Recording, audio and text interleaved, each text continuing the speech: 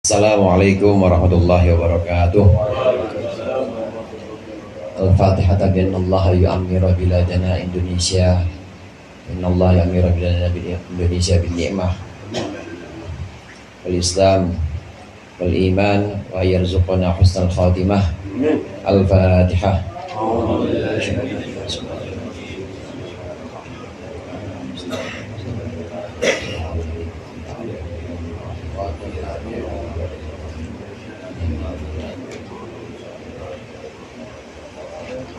Bismillah, walhamdulillah, wassalatu wassalamu ala sayyidina Muhammadin rasulillah wa ala alihi wa sahbihi wa man tabi'ahu hudah wa la hawla wa la quwwata illa billah, amma ba'du.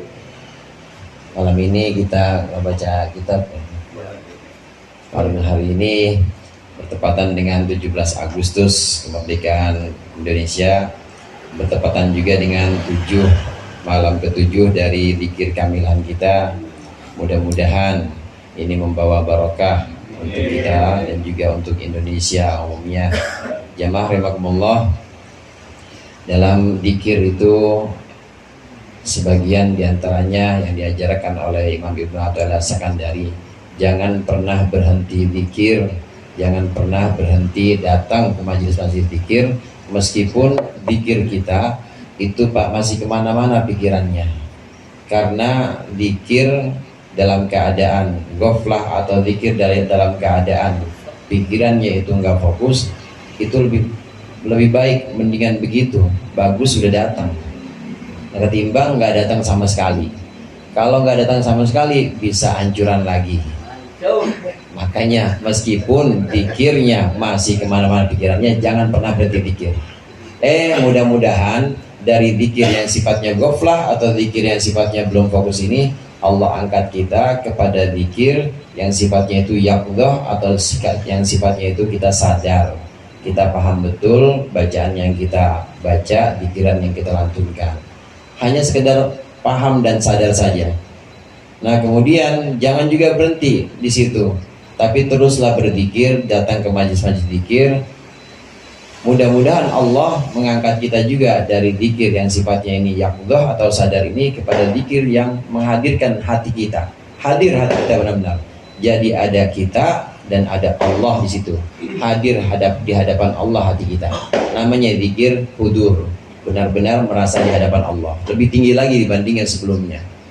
Tapi jangan berhenti sampai di situ juga, karena ada tingkat yang lebih tinggi lagi. Ketika kita teruskan zikir dengan zikir hudur, zikir dengan hadirnya hati kita di hadapan Allah, ada kita dan kita merasa diawasi oleh Allah dan kita menyaksikan Allah, maka jangan berhenti, karena bisa jadi Allah akan mengangkat lagi ke dalam zikir yang lebih tinggi, yaitu zikir ghaibah namanya. Zikir di mana kita sendiri udah hilang, yang ada cuma siapa? Yang ada cuma Allah aja. Ini yang kadang-kadang orang-orang, yang kadang-kadang ulama-ulama sufi menyebutnya sebagai fana. Jadi kita sudah benar-benar hilang dari diri kita sendiri, hanya ada Allah saja. Ini tingkat tinggi udah ini, yang namanya ke-7 ya. Iya, udah sampai ke tingkat yang lebih tinggi, yaitu zikir yang ghaibah, ma'al ghaibah, di mana diri kita juga sudah tidak merasa berzikir.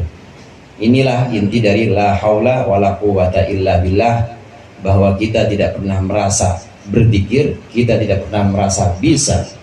Jemaah rahimakumullah, ini kita kiaskan, zikir ini bisa kita kiaskan kepada pengajian atau taklim juga. Jangan berhenti taklim, meskipun waktu taklim pikiran kita kemana-mana atau kita pules, jangan berhenti dah.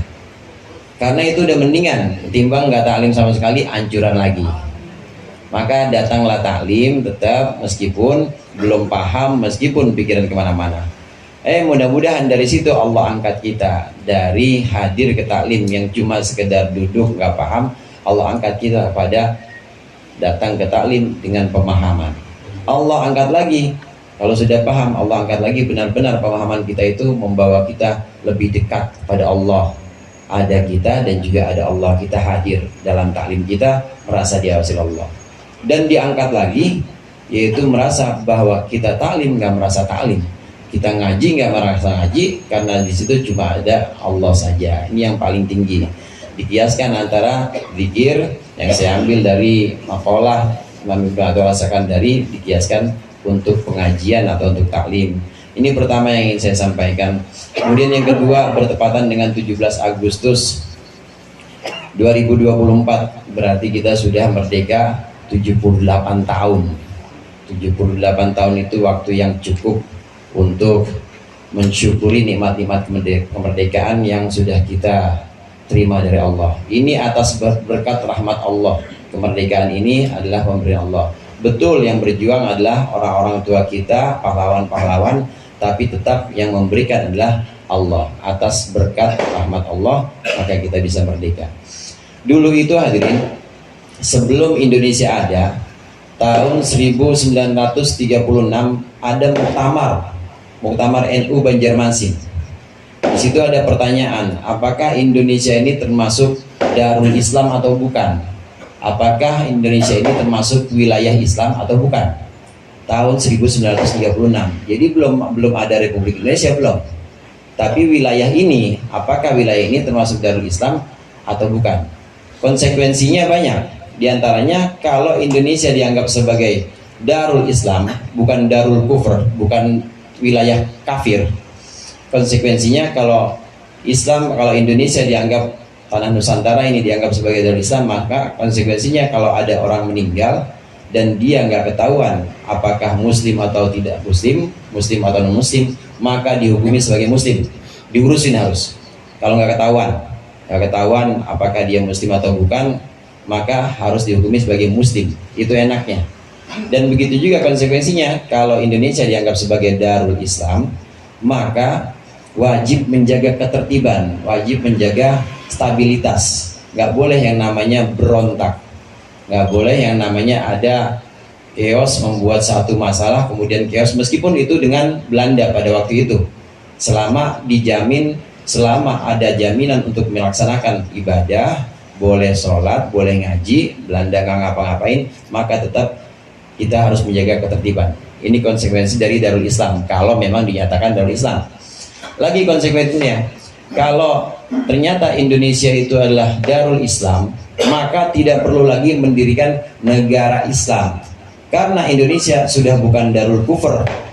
Indonesia sudah bukan Darul Kufur atau daerah kekufuran. Udah jelas sebelum-sebelumnya, selama masih ada Sriwijaya abad ke-7 tahun 600-an itu memang di mayoritas itu didominasi oleh kekuatan Sriwijaya, Buddha. Nah, kemudian Majapahit abad ke-13-an 1200. Tapi pada masa-masa itu udah ada Islam, saudara. Udah ada kerajaan Samudra Pasai, udah muslim. Artinya udah mulai masuk Islam, sudah mulai ada orang-orang Islam. Kemudian di abad-abad ke-16 tahun 1500-an itu udah ada Kesultanan Demak, ada Wali Songo.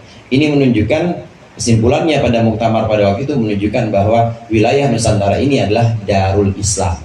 Oleh karenanya wajib bagi orang Islam menjaga ketertiban, tidak boleh kemudian mengacaukan negara ini, kecuali kalau sudah dilarang ibadah. Meskipun demikian, NU pada waktu itu, Nahdlatul Ulama pada waktu itu tetap tidak mau direkrut untuk menjadi milisinya Belanda karena kerjasama dengan orang kafir. Cuma kalau untuk berontak nggak mau juga. Ini khas Aswaja. Ahlussunnah wal Jamaah itu khasnya seperti itu, moderat. Jadi nggak ekstrim, nggak terus lempar-lempar barang, nggak terus takbir dikit-dikit, nggak. Ahlussunnah wal Jamaah itu selalu moderat. Selama tidak mengganggu ibadah, tidak mengganggu pengajian, maka dia akan menjadikan tempat ini sebagai tempat yang harus dijaga, Darul Islam. Nah, yang berikutnya yang ingin saya sampaikan, oleh karena Indonesia sejak dulu itu sudah menjadi Darul Islam, sudah menjadi wilayah Islam, bukan secara politis, tapi udah memang diislamkan oleh para wali songo, diislamkan oleh ulama-ulama yang dulu katanya dari Persia. Samudra Pasai itu sebagian dari Persia dan dari Gujarat. Karena sudah diislamkan, maka kita harus menjaga Indonesia ini. Dan hukumnya wajib menjaga negara kesatuan Republik Indonesia ini. Malam 17 Agustus, makanya saya ngaji begini nih. Wajib hukumnya. Waktu saya mondok itu tahun 92 sampai 98. di pondok itu ya belum ada yang namanya upacara bendera, belum ada juga yang namanya santri itu kemudian pawai 17 Agustus, belum ada. Karena saat itu Orde Baru sangat nasionalis, udah 17 Agustus Orde Baru Pancasila banget, walaupun Pancasilanya kadang-kadang diselewengkan. Orde Baru udah seperti itu. Tapi begitu 98, 99, 2000 ini Pancasila mulai dikoyak-koyak, mulai ada paham-paham ekstrim dari kelompok radikal Islam yang kemudian ingin mengganti Pancasila. Maka di situ pondok jadi garda terdepan, pesantren jadi garda terdepan yang membela Pancasila, garda terdepan yang membela kebinekaan. Maka mulai dari reformasi itu udah mulai orang-orang atau santri-santri pondok, kiai-kiai juga sudah mulai upacara kalau 17 Agustus. Kemudian juga menjadi garda terdepan yang melawan kelompok-kelompok radikal. Kenapa demikian? Karena tadi Indonesia sejak dulu sudah menjadi Darul Islam. Jadi siapapun yang mengganggu, siapapun yang akan mengacaukan, seperti Orde Baru pada waktu itu ingin menjadikan Indonesia ini misalnya, atau ingin menjadikan Islam itu atau Indonesia itu sesuai dengan penafsirannya Orde Baru, maka NU dari belakang atau dengan cara ini, dengan cara yang cantik mainnya, tetap melawan Orde Baru. Setelah masa Orde Baru reformasi, ada kelompok-kelompok radikal yang ingin mengganti, NU yang maju paling depan. Karena keputusan tadi, keputusan para ulama bahwa Indonesia adalah Darul Islam, sudah menjadi Islam sejak Samudra Pasai, sejak Demak, maka kita wajib mempertahankan. Kalau ada yang ingin mengganggu, kalau ada yang ingin merusak ketertibannya, maka orang Islam, terutama warga Nahdien, ini yang paling pertama kali maju ke depan untuk membela negara kesatuan Republik Indonesia ini. Mudah-mudahan para pendahulu-pendahulu kita, para pahlawan yang muslim, Allah jadikan kuburnya rodoh min riyadil jannah, terutama guru-guru kita dari ulama-ulama Nahdlatul Ulama maupun Muhammadiyah. Ini Allah jadikan kuburnya rodoh min riyadil jannah, dan Allah berikan barokah manfaat amal-amal yang sudah dilakukan oleh para pendahulu-pendahulu kita.